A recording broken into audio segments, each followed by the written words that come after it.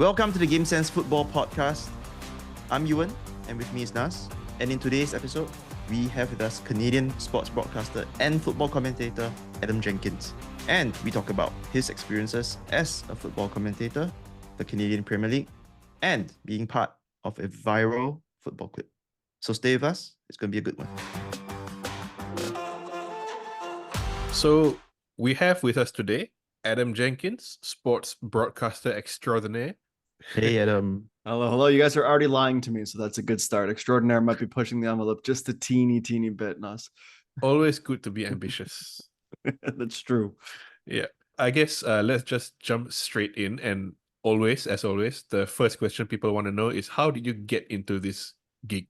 Yeah, it's a simple question with a long answer. I'll try to be as succinct as possible. I sort of grew up like a lot of sports playing people, wondering how it all happened on the other side of the camera. And honestly, it was never something that I thought of as realistic or something that I would ever end up doing. And when we applied to schools or universities here in Ontario, the province in Canada that I'm from, we get 3 choices as a part of our application. And from about, say, 11 years old, I actually thought I was going to be a fighter pilot in the Royal Canadian Air Force, and that was always going to be my path.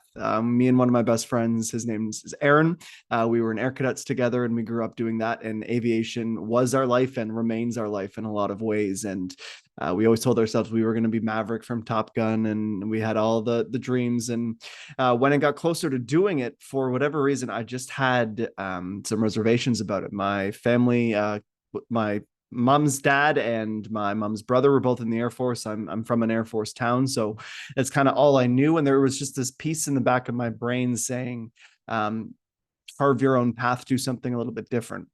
So when I applied to schools, I applied to a brand new radio and television arts, sport media specific degree. And I honestly had no thought or conviction that I was going to actually get accepted into the program. So my brain was at the Royal Military College of Canada. That's where I was going to head. That's what I wanted to do.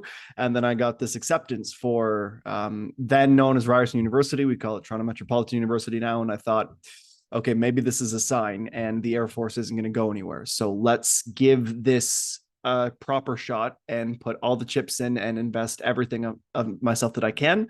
And I fell in love with it. The adrenaline of it, the camaraderie with working with so many different people, how it feels like you're in a team and the stakes are high, even though it's also kind of really close knit, and you get to know your producers and directors and your color commentators, in my case, or studio analysts, whatever it is. And the more I got a taste of it, the more I wanted to pursue it. And fast forward to 2024 now, and I've been full-time for 6 years. I've bounced across the different networks in Canada. And now, as you well know, I'm doing a little bit more international work as well. So it's a constantly evolving industry. And that's one of the things that I find so fascinating is, while the job is the same, the events you're covering, the types of sports, the different sports, and how the broadcasts actually work, whether it's remote, whether it's in person, etc.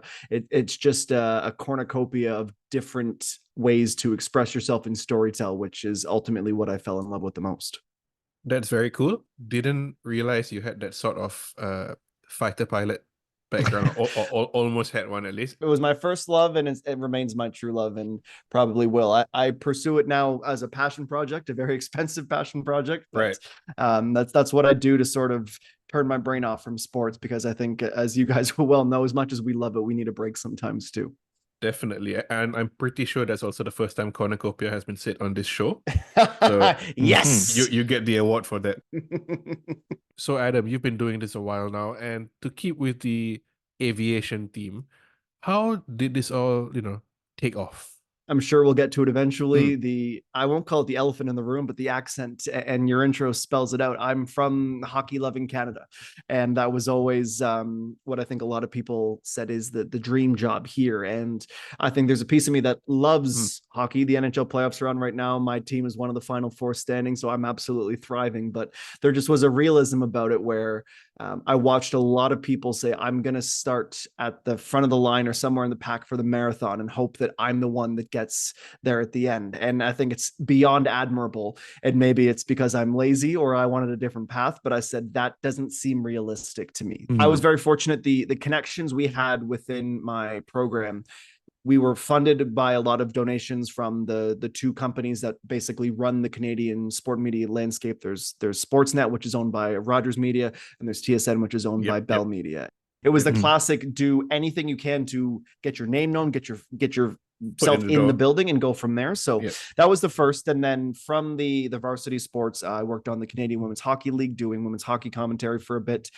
They unfortunately had folded the year after I started, which wasn't good timing for me or for them, quite frankly. But they're in a great spot right now with the launch of the PWHL, which is a big deal in North America right now, and for women's hockey. And eventually, my opportunity led me to football, which is the reason I'm here today. I have to ask.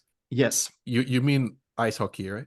Yes, sorry, ice hockey. To us, it's assumed. We put field before hockey, but in Canada, it's just hockey is the one on ice. Yes, but fair correction. I'm sorry. I have to ask after that famous Daniel Radcliffe joke, how to annoy a Canadian. It's fair. Honestly, I love all the stereotypes, and I'm just disappointed that there's no igloo or moose in the background for you today. I was gonna say, so I mean, our listeners might not be able to see, but there's a lot of nice memorabilia in the background, but no maple syrup, no moose. Well, the moose stays outside. They're massive animals. You see, if you bring them inside, they just destroy things. They're like 6-7 feet tall sometimes. Maple syrup's in the pantry, but it's just, again, because I'm used to dealing with Canadians, so like nobody wants to see it. But I guess I should have brought it out for you guys because it's still novel. I can go get it if you really want me to. It's right there. No, it's okay. No, it's fine. I believe you had a bad incident with a snowmobile a while ago. I did. And I'm shocked that this didn't come up earlier when you were making fun of the moose and the maple syrup, because it's one of the most Canadian things about me. It was in and around my birthday, so my parents wanted to have like a welcome back birthday party type of thing. It was very lovely of them. But before I went to visit them, I went to see my best friend beforehand. I was going to do some drinks and dinner with them and then see my parents for brunch in the morning. That night we stayed up, we were doing a bunch of home renovation projects. And then my birthday present from my best friend, Jamie, was his father, who was basically like my second father growing up, just bought basically a brand new snowmobile. It was fast. It was mean. It had all the horsepower that you could possibly want. And he's like, you're going to drive that one. Pardon me? Moose power? Moose power. Moose, sorry, yes. Again, I'm trying to take this away. Localize. We call it moose power, but for everyone else, yes, moose power. And it's moose, not moose. So with plenty of horsepower, moose power. And I said, okay, I'm not going to do that. That's a bad idea. I've not ridden a snowmobile in 5 or 6 years. He says, no, please. Like, I know you can ride it. It's fine. So we load up the sleds. We go to see my buddy's place. And the whole plan was we were going to go get dinner and a beer and come home. It was going to be like 45 minutes tops. Yep.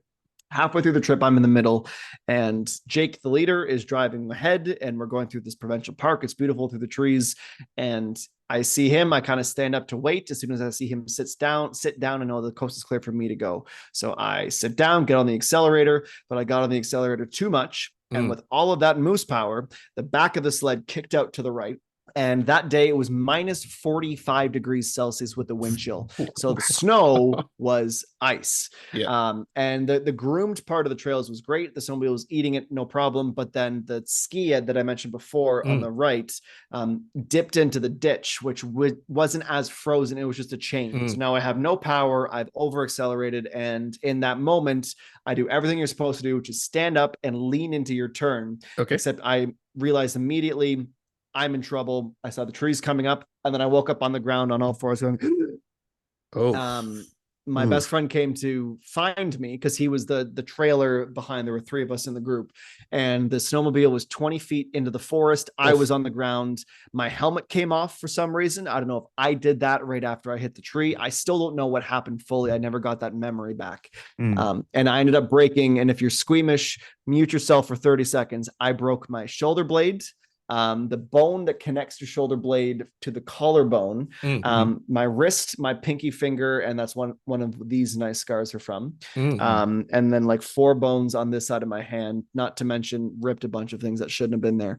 The annoying thing from the story is that the snowmobile was fine. I'd like to think that I recognize that this is a brand new snowmobile that probably cost 40,000 Canadian dollars. I don't want to ruin it. I'd rather ruin myself. And I sacrificed for my best friend's dad. Yeah. Selfless. And yeah, so that was a long recovery process. I had to learn how to move my arm normally again. And I have a really nasty, it looks like the number 7, which in North America is supposed to be the lucky number. It is not my lucky number because I see it in the mirror every single morning. But thankfully, I've made like a 99% recovery. And I look forward to being on a snowmobile the next time the snow flies. Not to mention my lung collapse because they cut it during surgery. But hey, that's okay. Woke up with a chest tube. I said the metal I was okay with, this hose sticking out of my body we didn't talk about. Someone needs to explain that to me. I'm glad you're fine now. Yeah, very glad to see you okay now. Yeah. I have a question, Adam. You were talking about your start in commentary. Is there any difference in how you actually prepared for a job at the beginning compared to at this point in time after 6 years?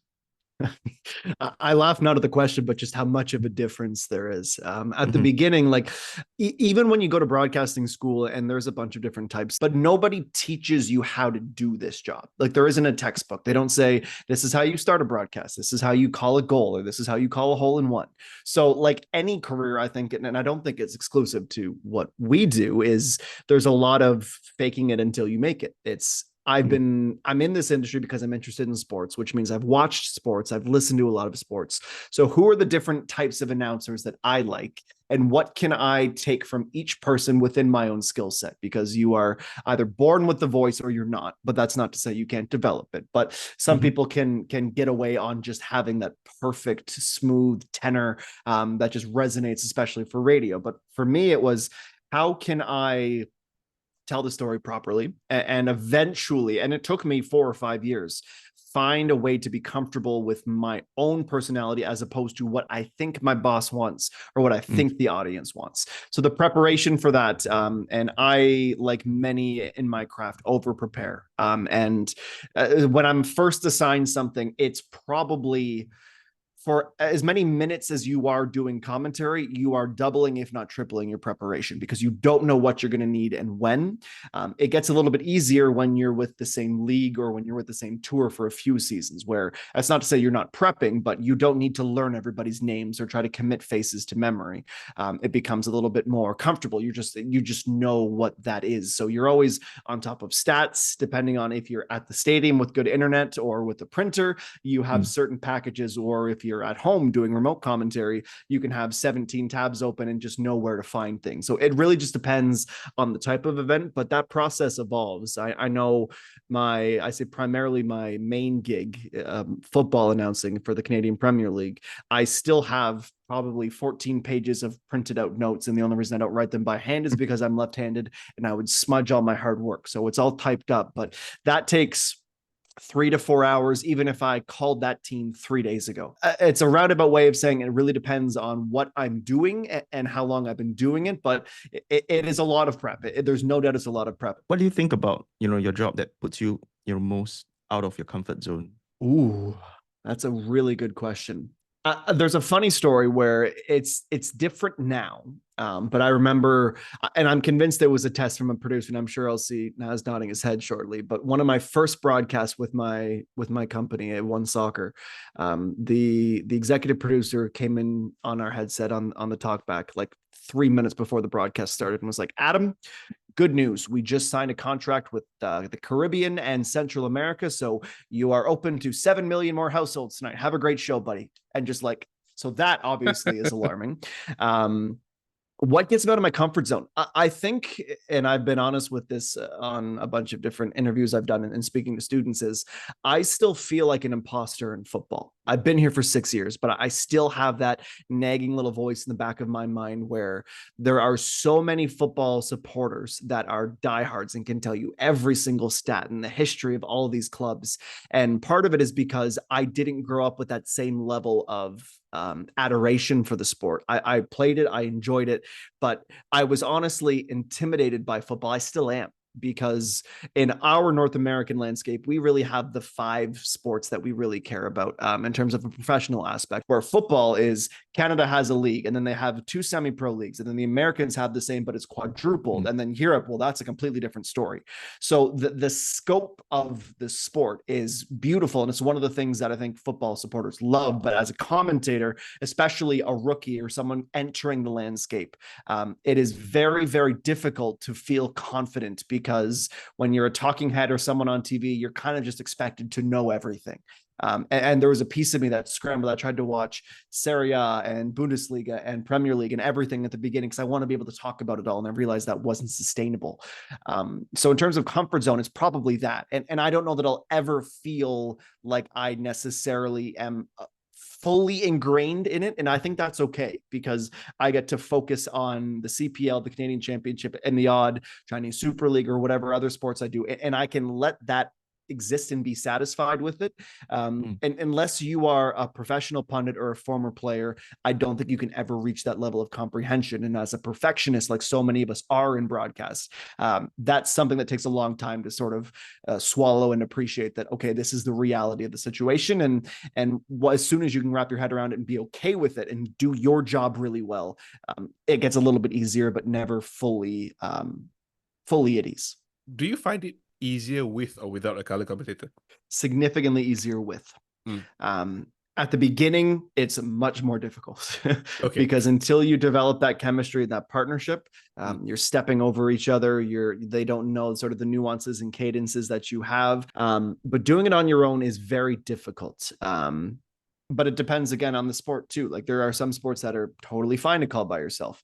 There are others where there's the ebbs and flows where the color commentator can add a lot of value. Football, I think, is actually very difficult, where in some sports, whether it's American football or ice hockey or basketball, there's natural whistles. So I speak until the whistle blows, and then you speak is how that's set up. And it works really well. Football, it's more of it's a constant dance. Like you're working with them. They need to know when you need a break or when there's a noticeable point to step in, but they also need to know when to stop talking or to wrap up their point if they can sense something is building. So, but when you are working with someone for a while and they become your true partner, it's a breeze, and they make the job so much easier. Adam, do you normally get time to build rapport with your fellow commentators before the match starts, or it's something that happens just dynamically? I think it's the latter. There are some instances where you can meet up ahead of time for coffee and get to know them. Sometimes you do know them or you've worked with them in the past. I know some of my older colleagues who have been in sports, football specifically, for a long time. But a lot of the times it's you walk into the studio together and you spend half an hour trying to prep while also create this relationship and find common ground. It's weird. Like a lot of the times, like anything that we do research wise, we are researching our partners as much as we're researching the athletes. So you should, or a lot of the times you will know their entire CV and everything they've accomplished. And they probably don't know anything beyond your first name, if they even remember your first name. So there's like that impasse that you have to get to. And ironically, one of the color commentators I work with the most was a former coach in the Canadian Premier League, and he and I did not get along, and that was public. There was a case, and I mentioned earlier about my sort of imposter syndrome at the beginning. So this guy, one day, it was probably the first few weeks of the season that I'd started, and he loves this story. I have no problem telling it now. He was coaching and his team was in a poor run of form. They'd lost like 5 matches in a row. It was the first season. So everyone's like, is he going to be the first manager to get sacked in CPL history and all these things? So I was trying to arrange an interview. This was really before Zoom. So it was a phone call or let's meet for coffee. And I want you to sit there and treat me like one of your players and explain to me what you want to accomplish today, how you're trying to play, what you like, your mindset, your philosophy for football, so that if I don't understand it, I don't just say, I don't know what they're doing or trying to do. And obviously I try to be a bit more nuanced than that. But he did not pick up the phone. He would not set up a time. And one night, their team got shelled and I had gone home. I was in bed asleep and my phone rang and it was him. Okay. So it's about 2:30 in the morning. They were on the west coast of Canada. So they were 3 hours behind us. And I pick up the phone and I'm like, hello. And he goes, is this Adam Jenkins? And I said, yes. How are you, Jimmy? And he's like, I'm watching back your commentary and it's awful. You have no idea what we're trying to accomplish. Yada, yada, yada. He's like, why didn't you ask me to explain this to you? And I said, okay, hold the phone, guy. It's almost 3 a.m. I have done that. I will send you the receipts. But also, this is our first conversation and you're berating me. And I hung up the phone. And then the next season, he eventually did get sacked because there's a new owner. It wasn't necessarily performance based. They're like, Jimmy Brennan's going to come in and do color commentary with you. And I spit my coffee out laughing. I'm like, that's a really funny joke, guys. Like, you guys know that we don't really get along. There's this impasse. And they're like, no, he's going to be at the studio in 10 minutes. And I was like, oh, damn. So we came in. I awkwardly shook his hand. We said nothing to each other before the game. We sat beside each other in the booth, and like I was looking at the screen, and I would not make eye contact with him. It was just the most awkward. And over the weeks, we kind of found common ground. It probably took us like 18 months to talk about the phone call, which is now lore around the studio. But yeah, it's sometimes you work with people that you don't like or you have never met, and you have to bridge the gap somehow, because ultimately you're on the same team at the end of the day in the broadcast realm, especially. You mentioned Toronto FC earlier, and I think especially in Asia, there might be people who don't really understand how Toronto are in the MLS, but then there's also the CPL, and what's the difference? Is one higher than the other? So on and so forth. So maybe as the voice of CPL, you could give our listeners a 101 on the Canadian League. Yes. Again, I'll try to be as succinct as possible. As you both know, I struggle with this, but the very short answer is kind of like the FA in England. There are some clubs that have a license they could be Welsh based, but they play in England. And that's like the example of Wrexham right now is very popular. My team that I support and I struggle with it is Cardiff City. So they've been up, they've been down. That's my Welsh coming out. There's Swansea as well, who are in one country that has a domestic professional league to play in another. North America is a little bit different because until 6 years ago, there was no Canadian first division football. There had been different attempts at it, but for a litany of reasons, and we can talk about it as much as you guys would like, it just never worked. So Major League Soccer is the United States of America's top flight, but because Canada didn't have one, they were eventually granted licenses for 3 clubs. So there's Toronto FC, there's CF Montreal, and there's Vancouver Whitecaps. So they play in Canada, but everything else about them is American. They pay their players in American money. They follow American law for a lot of the ways that the contracts work and all these different things. So that's the main difference. And then you juxtapose that with the very new CPL, which is in its 6th season. We've had 9 clubs over its time frame. We had Atletico de Madrid buy a club and they operated out of Ottawa, which is our national capital. So they're called Atletico Ottawa. We had FC Edmonton at one point, which is the northernmost city, like proper city in Canada, and they had poor ownership that just stopped investing in the team, and it was a difficult situation because they were one of the original Canadian clubs, and everyone is just hanging on to the belief that Alphonso Davies, who's our most famous export right now, who's from Edmonton, will eventually help get that club back on the ground. But there are politics as to why that's not happening right now, and that's for a different podcast. But yes, Toronto FC and CF Montreal and Vancouver Whitecaps are in the American First Division, and they are, while they're technically the same, it's Canada's top flight and the Americans' top flight. It's miles different in terms of budget and resources and history, which makes the Canadian Championship all the more exciting when there are these MLS teams playing with the 8 CPL teams. And now the past couple of years, we've had semi-professional teams in the tournament, and it's been an absolute blast. It's one of my favorite things to do every single year. You mentioned Cardiff City just now. I remember when I was working in Doha for a major sports broadcaster there. I was a junior producer there, and we had a show where it was called the Electronic Premier League, and basically it was a Sunday night show where it was supposed to be a fan phone-in comments, social media sort of thing, and the idea was to have fans from every team write in, phone in, tweet in every week, and you can imagine that doesn't happen all the time. So they were like, Nas, can you Skype in and pretend to be a Malaysian Cardiff City fan because Vincent Tan owns Cardiff? I'm like, what? You're like, Vincent Tan, I know him. Hey, my Asian friend. That's incredible. Yeah, that's exactly. Really funny. I was like, is it just because I'm Asian? They're like, no. And they're like, yes, no, but yes. We all know that the answer is yes. But yes. So did you do it? Did you do it? I did. I did not do it. Okay. So we're not going to get your Welsh accent right now, is what you're saying. No. Okay, fair. So Nas, you have a fan question there. Oh, right. Yes. First time that we've had our guests participate in the fan question, but it's quite relevant this week.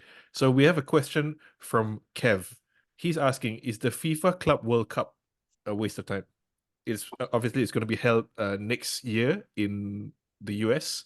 The US is the center of the footballing universe right now because of Lionel Messi, and that's a weird adjustment for all of us. We nearly had a full ride in Vancouver just a few weeks ago when Lionel Messi and I think Suarez also didn't come, and I think there was a third, but they, like the Vancouver Whitecaps, like every other market, said, come to the game, Messi's going to be here, come see Messi. They opened the upper bowl, which they never do. They sold the place out, and then Messi's like, yeah, I'm not coming. It's turf, and that's a long flight, so thanks, but no thanks.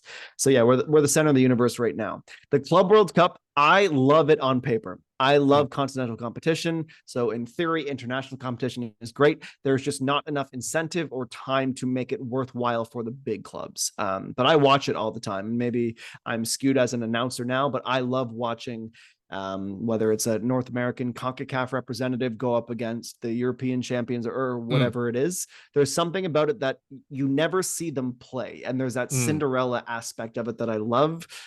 We just all kind of understand that no one who will win the competition will ever take it fully seriously until the final, then they want to win it for the trophy.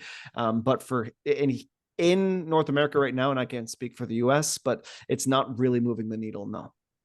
Okay. What about the World Cup 2026? World Cup's massive. Canada's a weird case study for it because for the longest time, well, from Qatar when they finally made it, Canada wasn't there since 1986. So that was only the second time the men's national team ever made the World Cup.